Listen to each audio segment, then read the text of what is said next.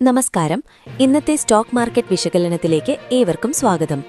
Indian വിപണിയെ സംബന്ധിച്ചിടത്തോളം ഇന്ന് അക്ഷരാർത്ഥത്തിൽ ഒരു ചരിത്ര ദിവസമാണ്. സെൻസെക്സ് ഒറ്റ ദിവസം കൊണ്ട് 2000 പോയിന്റിലധികമാണ് കുതിച്ചുയർന്നത്. നിഫ്റ്റി 25,700 മുകളിൽ ക്ലോസ് ചെയ്തു. വിപണിയെ ഇത്രയധികം ആവേശത്തിലാഴ്ത്തിയത് ഒരൊറ്റ വാർത്തയാണ്: ഇന്ത്യയും അമേരിക്കയും തമ്മിലുള്ള ചരിത്രപരമായ വ്യാപാര കരാർ, ട്രേഡ് ഡീൽ. എന്നാൽ ഈ കരാറിന് ഇന്ത്യ വലിയൊരു വില നൽകേണ്ടി വന്നിട്ടുണ്ട്: റഷ്യൻ എണ്ണയുടെ ഇറക്കുമതി നിർത്തുക എന്ന കടുത്ത തീരുമാനം. ഇതിനിടയിൽ കഴിഞ്ഞ ദിവസങ്ങളിൽ തകർന്നടിഞ്ഞ സ്വർണവും വെള്ളിയും ശക്തമായ തിരിച്ചുവരവ് നടത്തി. കൂടാതെ നിക്ഷേപകർ കാത്തിരുന്ന NSE IPO വാർത്തകളും അദാനി ഗ്രൂപ്പിന്റെ വമ്പൻ മുന്നേറ്റവും നമ്മളിന്ന് വിശകലനം ചെയ്യുന്നുണ്ട്. വിഷയത്തിലേക്ക് കടക്കുന്നതിനു മുൻപ് ഒരു ചെറിയ കാര്യം: വിപണിയിൽ ദിവസേനയുള്ള പ്രധാനപ്പെട്ട അപ്ഡേറ്റുകൾ നിങ്ങളിലേക്ക് എത്തിക്കാൻ ഞങ്ങൾ ശ്രമിക്കുന്നുണ്ട്. അത് നിങ്ങൾക്ക് ലഭിക്കുന്നുണ്ടെന്ന് ഉറപ്പുവരുത്താൻ ഇപ്പോൾ തന്നെ ആ ലൈക്ക് ബട്ടൺ ഒന്നമർത്തുക. അതുകൂടാതെ ചാനൽ സബ്സ്ക്രൈബ് ചെയ്യാനും മറക്കരുത്.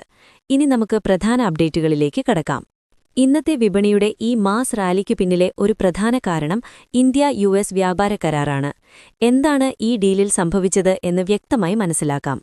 American president Donald Trump Indian ഉൽപ്പന്നങ്ങളുടെ മേലുള്ള താരിഫ് 18% കുറയ്ക്കാൻ സമ്മതിച്ചു.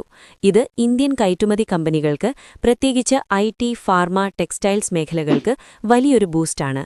വിപണിയിൽ നാളുകളായി നിലനിന്നിരുന്ന വലിയൊരു അനിശ്ചിതത്വമാണ് ഇതോടെ നീങ്ങിയത്. അതുകൊണ്ടാണ് വിപണി ഇത്രയധികം ആഘോഷിച്ചത്. റിലയൻസ് ഇൻഡസ്ട്രീസ് അടക്കമുള്ള എക്സ്പോർട്ട് അധിഷ്ഠിത ഓഹരികളാണ് ഇന്നത്തെ റാലി നയിച്ചത്. എന്നാൽ ഈ നേട്ടത്തിന് ഇന്ത്യ ഒരു വലിയ വിട്ടുവീഴ്ച ചെയ്തിട്ടുണ്ട്. റഷ്യയിൽ നിന്ന് കുറഞ്ഞ വിലയ്ക്ക് എണ്ണ വാങ്ങുന്നത് അവസാനിപ്പിക്കാൻ ഇന്ത്യ സമ്മതിച്ചു.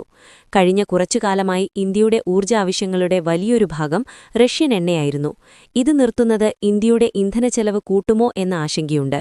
എങ്കിലും ജിയോ പൊളിറ്റിക്കലി നോക്കിയാൽ ചൈനയ്ക്കും പാകിസ്ഥാനും മേൽ ഇന്ത്യയ്ക്കിപ്പോൾ വലിയൊരു മുൻതൂക്കം ലഭിച്ചിരിക്കുകയാണ്. അമേരിക്കയുമായുള്ള ബന്ധം ശക്തമായത് ദീർഘകാലാടിസ്ഥാനത്തിൽ വിപണിക്ക് ഗുണം ചെയ്യും എന്ന് തന്നെയാണ് വിദഗ്ധർ വിലയിരുത്തുന്നത്.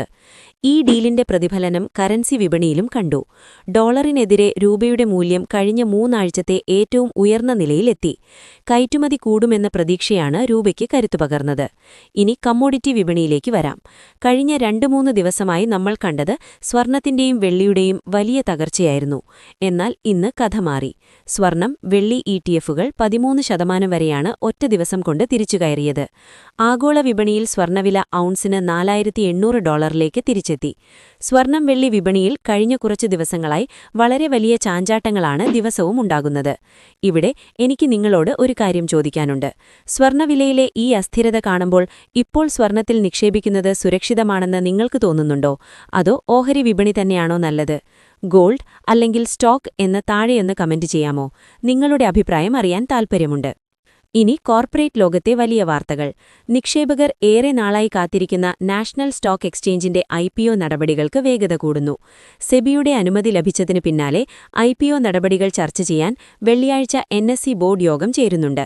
ഇത് ഇന്ത്യൻ വിപണിയിലെ ഏറ്റവും പ്രധാന IPOകളിൽ ഒന്നായിരിക്കും. അദാനി ഗ്രൂപ്പിനെ സംബന്ധിച്ച് ഇന്ന് ഇരട്ടി മധുരമാണ്. ഒന്ന്, അദാനി ഡിഫൻസ് ഇറ്റാലിയൻ കമ്പനിയായ ലിയോനാർഡോയുമായി ചേർന്ന് ഇന്ത്യയിൽ ഹെലികോപ്റ്റർ നിർമ്മാണ യൂണിറ്റ് തുടങ്ങാൻ കരാറിലെത്തി. പ്രതിരോധ മേഖലയിൽ ഇതൊരു വലിയ ചുവടുവെപ്പാണ്. 2, അവരുടെ ക്വാർട്ടർ റിസൾട്ടുകൾ ഗംഭീരമാണ്. അദാനി എന്റർപ്രൈസസിന്റെ ലാഭം പല മടങ്ങായി വർദ്ധിച്ച് 5,627 കോടി രൂപയിലെത്തി. അദാനി പോർട്സിന്റെ ലാഭത്തിലും 21% വർധനവുണ്ട്.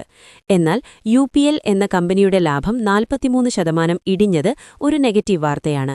ചുരുക്കത്തിൽ ഇന്ത്യ-US ഡീൽ വിപണിക്കൊരു പുതിയ ഊർജ്ജം നൽകിയിരിക്കുകയാണ്. റഷ്യൻ എണ്ണയുടെ കാര്യം ഒരു വെല്ലുവിളിയാണെങ്കിലും നിലവിലെ സാഹചര്യത്തിൽ വിപണി അതിനേക്കാൾ പ്രാധാന്യം നൽകുന്നത് കയറ്റുമതി സാധ്യതകൾക്കാണ്. ഈ വിവരങ്ങൾ നിങ്ങൾക്ക് ഉപകാരപ്രദമായെങ്കിൽ വീഡിയോ ലൈക്ക് ചെയ്യാനും ഷെയർ ചെയ്യാനും മറക്കരുത്. നന്ദി, നമസ്കാരം.